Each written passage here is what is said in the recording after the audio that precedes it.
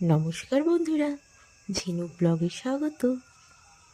আজকে তৈরি করব পেঁপে দিয়ে নিরামিষ তরকারি। তাহলে চলুন দেখে নিই। পেঁপে, গাজর, আলু এগুলোকে কেটে টুকরো করে নিয়ে ধুয়ে রেখেছি, আর সাথে নিয়েছি একটুখানি কাঁচা লঙ্কা। তো আজকে ইন্ডাকশানে রান্না করব, এবং ইন্ডাকশানে বসানোর জন্য যে ধরনের বাসন দরকার সেটা নেই বলে আমি প্রেশার কুকারেই রান্নাটা করব। তো এতে তেল দিয়ে দিয়েছি, তেলে 5 ফোড়ন দিয়েছি। তেলটা গরম হয়ে যাওয়ার পর এবং 5 ফোড়নটা দিয়ে দেওয়ার কিছুক্ষণের মধ্যেই একটা সুন্দর গন্ধ যখন বের হবে, তখন আমরা সবজিগুলো আস্তে আস্তে দিয়ে দিব। তো আমি এখানে গাজর, আলু, পেঁপে এগুলো কেটে নিয়েছিলাম এবং ধুয়ে রেখেছি, সেগুলোকে আস্তে আস্তে একে একে দিয়ে দেব। তো আজকে আমি এই নিরামিষ তরকারিটা করব। এর সাথে আমি দেব বড়া দিয়ে তরকারিটা করব। এর আগের ব্লগে আমি বড়া ভাজার রেসিপিটা দিয়েছিলাম এবং কীভাবে করেছি সেটা দেখিয়েছি। তো আজকে আমি বড়াটা আগে থেকেই তৈরি করে রেখেছি, ভেজে রেখেছি, রেডি করে রেখেছি। এবার শুধু তরকারিটা করব। তো সব সবজি দিয়ে দেওয়ার পর এটাকে তেলে একটু নেড়ে চেড়ে নেব, তারপরে তাতে মশলা দেব। তো আমার সব সবজি প্রায় দিয়ে দিয়েছি এখানে। এবার এটাকে আস্তে আস্তে আমি নাড়ব।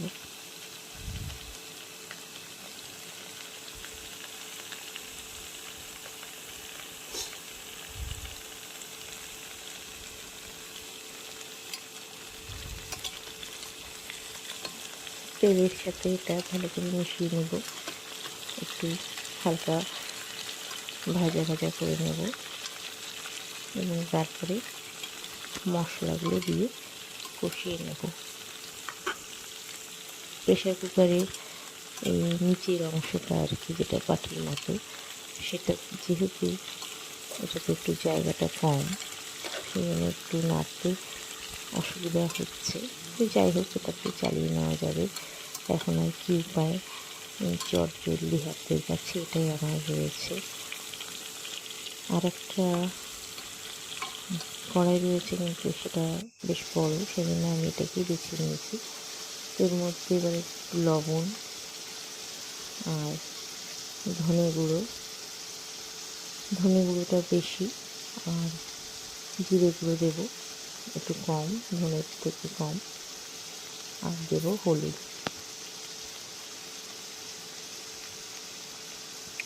সব মশলাগুলো দিয়ে দেব। দিয়ে দেওয়ার পর বেশ ভালো করে এটাকে একটু কষে নেব।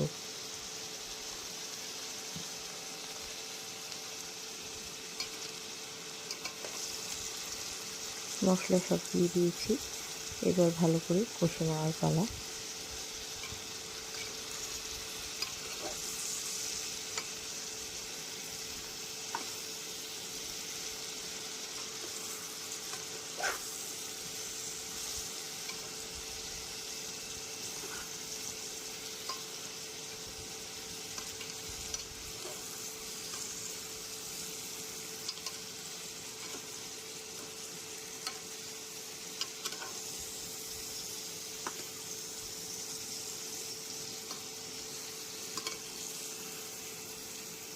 তো ভালো করে আমি কষে নিচ্ছি। পেঁপে, আলু, গাজর, কাঁচা লঙ্কাগুলো আমি এর মধ্যে দিয়ে দিয়েছি। এরপরে এতে জল দিয়ে দেব, জল দিয়ে ফুটতে দেব। তো বেশ কিছুটা জল আমি দিয়ে দিয়েছি। এবার এটা একটু ফুটতে দেবো, আর একটু দিয়ে দিলাম জল। মনে হচ্ছে একটু কম হবে, সেই জন্য আর একটু দিয়ে দিলাম। এরপর আমি এটাকে কিছুক্ষণের জন্য রেখে দেব, 10-15 মিনিট এটাকে ফুটতে দেব।